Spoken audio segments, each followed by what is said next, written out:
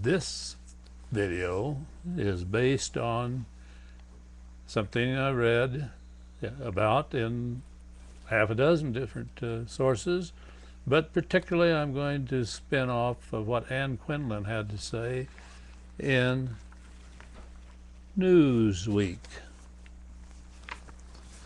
It was Newsweek of a couple of weeks ago. That's why I read a lot of other comments about it, and everything from the New York Times to the USA Today and the local newspapers in Yuma, San Diego, Los Angeles. I guess it caught a lot of people's attention. She titled her article, "The Last Word."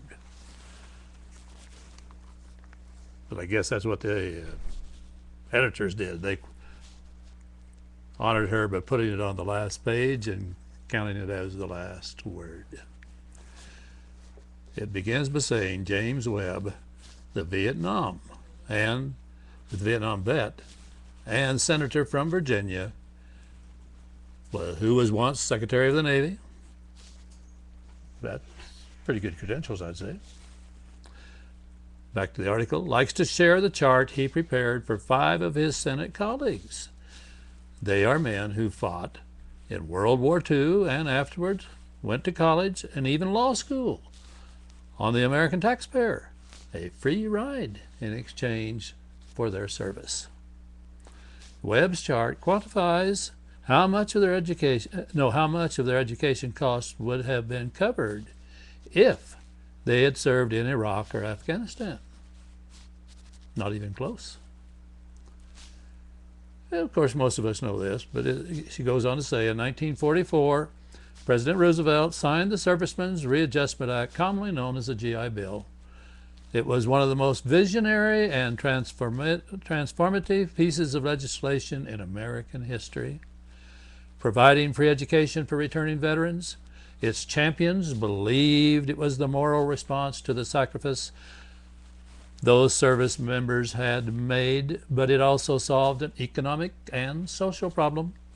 An influx of millions of unemployed and untrained men into the labor force could have triggered another Great Depression. But with 5 million of those soldiers becoming students instead, the result was the ascendancy of the middle class and a period of enormous prosperity. Every dollar spent on the GI Bill was multiplied many times over in benefits in post-war U.S. economy.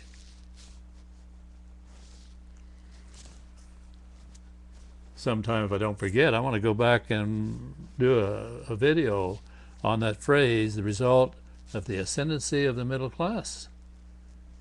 Yeah, part of the middle class or lower middle class that got a lot of benefit from that. More on that perhaps later. Back to her article. Well, I won't read it word for word here, but she says that governments have poor memories. College costs have escalated, benefits have shrunk, and service members are surprised to discover, I'm reading now, service members are surprised to discover that the grateful nation that made it possible for Senator John Warner to go both to college and law school and Senator Frank Laudenberg to graduate from an Ivy League university won't even cover 3 years at a public institution, much less a private college. Members of the National Guard and Reserves who have been a linchpin of the current conflicts receive only a fraction of that help. Watch the commercials, says Paul Rickoff, founder and executive director of Iraq and Afghanistan Veterans of America. It looks in those commercials as though you're going to be able to go wherever you want. People ask all the time, don't you go to school for free? The answer is no. But Senator Webb is the author of legislation that would help change that. His revamped GI Bill would cover the full cost of the most expensive public education institutions. Most expensive public institution in any given state. World War II vets like Lautenberg and Warner are enthusiastic supporters, as are dozens of other senators.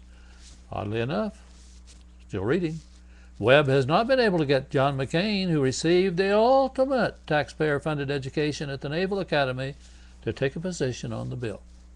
The source of the opposition to the bill is shocking. The Department of Defense, whose leaders argue that offering advanced educational opportunities to soldiers would hurt retention, keeping them in. That last little bit was mine. Back to her writings. Quote, military brass apparently tremble at the notion that multiple deployments, starvation wages, and inadequate medical care might not be enough to hold on to their people. Of course, this is the military brass, who have had to lower age and ability standards despite spending billions to try to entice young men and women to join up. It does not seem to have occurred to them that a better long-range plan would be to offer true educational incentives so that those more focused and ambitious people would enlist. Webb says, quote, this will expand the recruiting base because you could approach smart people just finishing high school who are worried about paying for college and say, hey, no, hey, that was me. If you serve your country, you'll get a first-class education. But because of Department of Defense opposition, Webb has had a hard time prying loose estimates of how much these expanded benefits will cost. But at this point, he thinks the figure is about $2 billion. That's half what is spent annually on recruitment and the cost of only a couple of days' worth of war in Iraq. But more important, Richthofen says it's one of those costs he suspects the American people would support happily. If the president, quote, if the president stood up tomorrow and said, I need $2 billion to send vets to college, people would be doing bake sales and car washes across America. They can find that kind of money in the seat cushions on Capitol Hill, end of quote. Well, the original GI Bill, as all of us old-timers know, set the standard for innovative and audacious legislation. It was right in both senses of that word, the sensible thing to do and the moral thing as well. And it helped expunge, it helped ameliorate. The last little bit was me. It helped expunge the shameful treatment of World War I veterans, many of whom had found themselves unemployed and destitute.